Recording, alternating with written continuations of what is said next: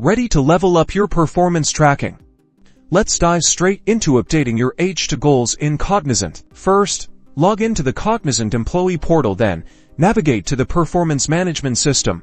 This might be under My HR or a similar tab, or you may even see a dashboard icon with a graph or checklist. Click on that to begin. Once inside the performance management system, look for the section labeled Performance Goals or something similar. Your H2 goals will be listed here, along with your progress, status, and any related documentation or linked tasks. Find the H2 goal you want to modify. You'll typically see an Actions or Edit button next to each goal. Click on this button to open the goal's details. This is where you can update your goal. The goal details page will show fields such as the goal title, description, and any associated objectives. Modify the text as it pertains to your goal, ensuring accuracy.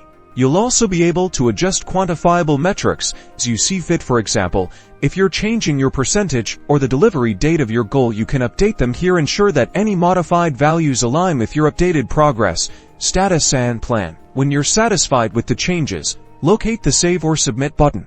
Located at the bottom or corner of the page, carefully review your edits and then confirm and save your changes. Congratulations! Your H2 goals are now updated.